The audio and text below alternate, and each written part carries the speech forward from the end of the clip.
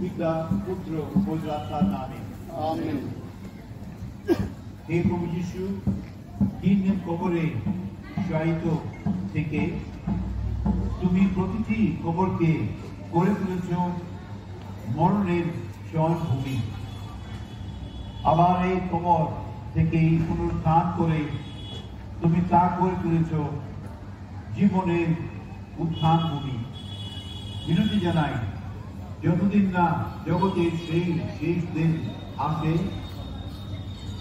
যতদিন না আমাদের এই ফাদার প্রেমানন্দ তোমার সঙ্গে পুনরুত্থিত হন, ততদিন এই কবর যেন তার বিশ্রাম ভূমি হয়ে থাকে।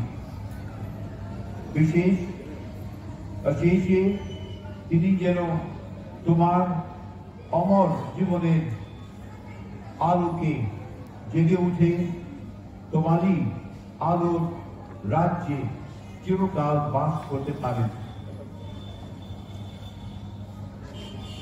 প্রিয়জনেরা, প্রভু যীশু একদিন তার নিজ বন্ধু লাজরের বোনকে বলেছিলেন, আমি পুনরুত্থান, আমি জীবন।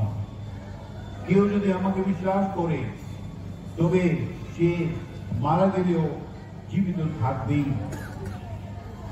এসে আমরা সেই কথা স্মরণ করে আমাদের মৃত ফাদার প্রেমানন্দের জন্য জীবন স্বামী যিশুর কাছে প্রার্থনা জানাই।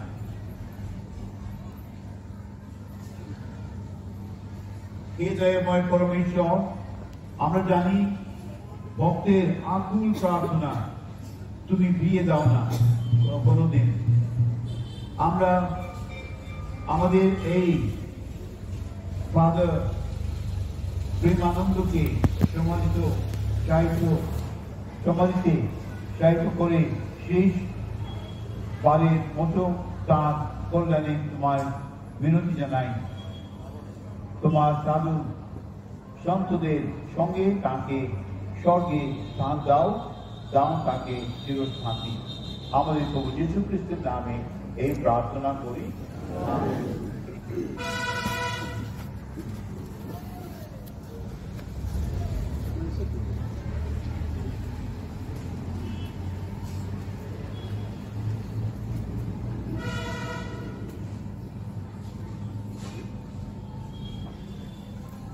এখন আমাদের পবিত্র মণ্ডলের পক্ষ থেকে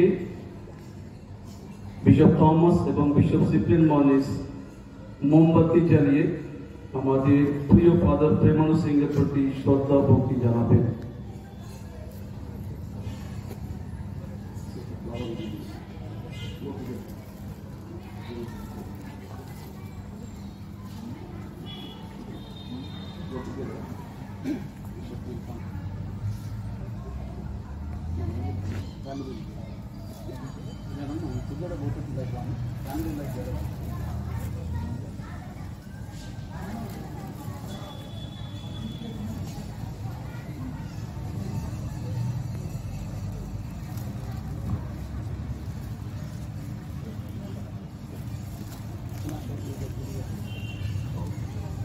এখন শ্রদ্ধেয় ফাদার প্রেমানন্দ সিংহের পরিবার থেকে ওনার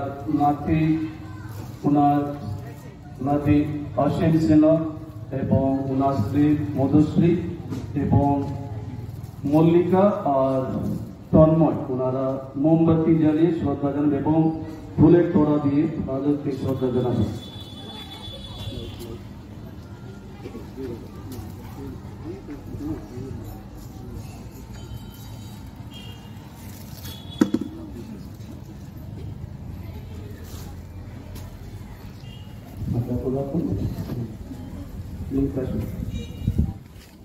এরপরে আমাদের সাধু পল গির্জার বাবার পক্ষ থেকে আমাদের দিশম পরগনা পূর্ণচন্দ্র হাঁসদা ফুলের তড়া দিয়ে শ্রদ্ধা ভক্তি জানাবেন।